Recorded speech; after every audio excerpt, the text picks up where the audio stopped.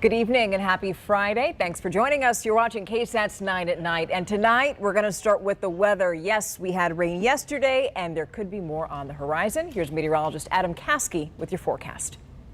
More opportunities for rainfall ahead. I just think the bulk of the moisture is going to stay far south of San Antonio, but a good soaker for some locations far south. As for Saturday, generally dry, partly cloudy, a 20% chance. So kind of like what we had today, a few isolated brief pop-up showers, 98, 40% chance on Sunday. So widely separated in the afternoon. However, Sunday into Monday and even Tuesday, some good soaking moisture likely to move in from the Gulf of Mexico. We're not looking at a lot locally, but right now odds heavily favor a few inches of rain farther south of San Antonio and south of Highway 90.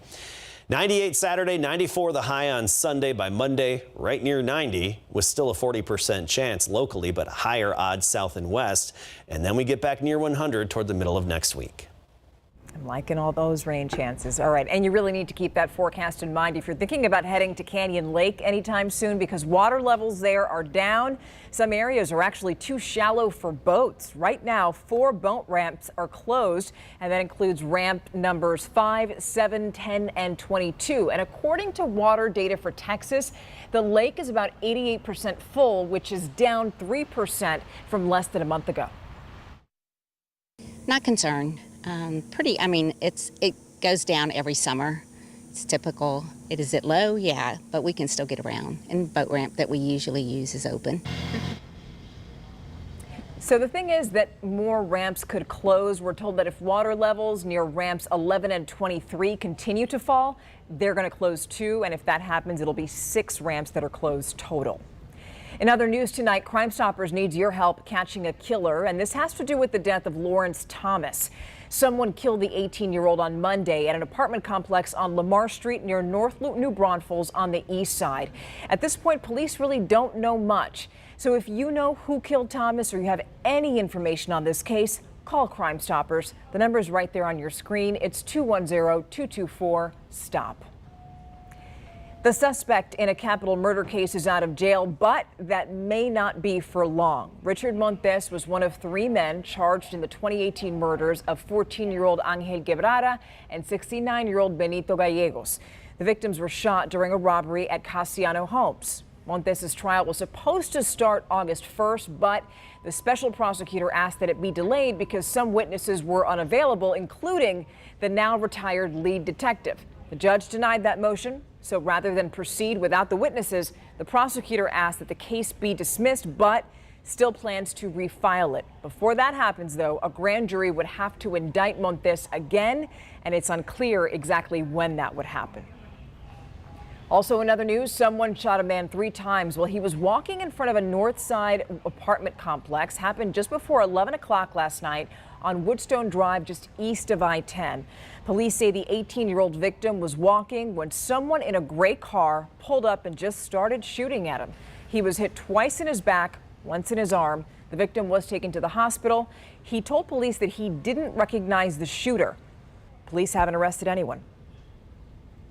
Tonight, a man is behind bars after he allegedly shot at a woman as she drove away from his home. So according to an arrest affidavit, last month, 28-year-old Paul Riojas opened fire on the car, hitting it 5 times. The woman wasn't injured, but there were bullet holes in the hood and windshield. Police say Riojas was angry at the woman over text messages, and now he's charged with aggravated assault with a deadly weapon, and his bond is set at $100 grand. One group of thieves was hoping to get some money when they stole a truck and tried to use it to break into an ATM, but the only thing they got was arrested. Police say that they tried getting into an ATM on Blanco Road near Jackson Keller around 4 this morning. Now, as for that truck, San Antonio police say that it was actually stolen days ago. Its owner reported it missing on Wednesday, and boy, was she shocked when police told her that her vehicle had been used in a crime. I'm just amazed at how they took it without not making any kind of noise. The camera didn't pick it up. At least 4 people are facing charges in this case. Detectives are trying to determine whether they're connected to any other crimes, including one from April. That's when an ATM was ripped off its perch and abandoned near Thousand Oaks and Jones Maltzberger. So before you make plans this weekend, keep in mind that San Antonio is in the high-risk category for COVID-19 transmission. As of today, the 7-day moving average is 810. But nationally, the CDC is actually relaxing COVID guidelines. Right now, it's recommending that instead of quarantining if you were exposed to COVID, you should instead wear a mask for 10 days and then get a COVID test on the 5th day. And that goes for people whether they're vaccinated or not. The CDC also says that if you're testing at home, you should take up to 3 antigen tests to confirm a negative result. And if your first 2 results are negative and you're still concerned, you should wait 48 hours to then go ahead and take the 3rd test.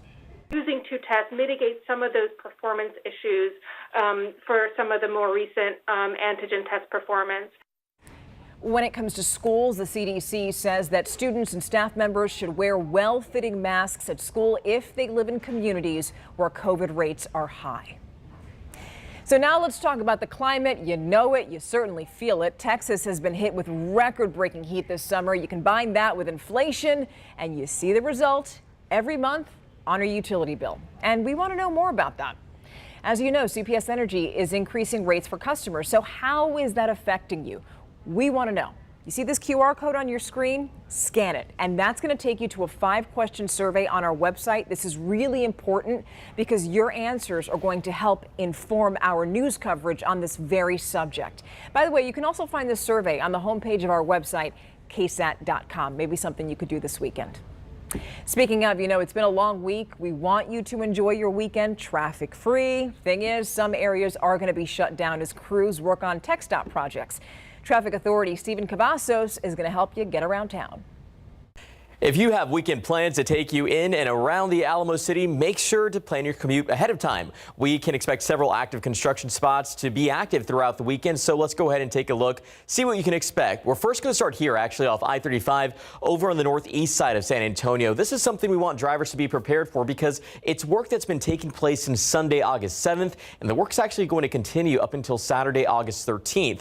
9 in the evening to 5 in the morning is when you can expect that work to take place. You can see a right lane closure on I-35 southbound frontage road. That's going to be from Randolph Boulevard to Frat Road. And the work will continue the next day over here off Loop 410 on the west side of San Antonio. Barrier work will begin on Saturday, August 13th and last a full week up until August 20th.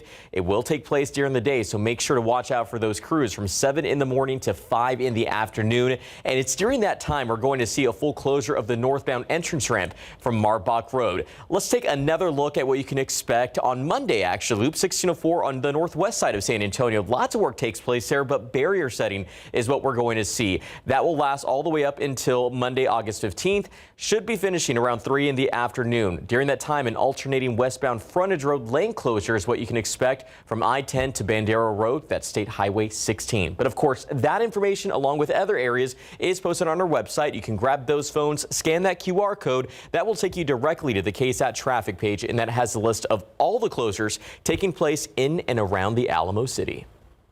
We want you to stick around because we have so much to talk about tonight on the Night Beat. For one, another holiday? Yeah, one lawmaker wants one on your child's school calendar. We're going to tell you why. Plus, what's a pool or a trampoline when you have your own backyard cavern? We're going to take you inside the home that's getting a lot of attention online. We can't wait for you to see that. Plus, let's talk about the things that you can actually do this weekend. We know it's been a stressful week for many of you, so how about some yoga?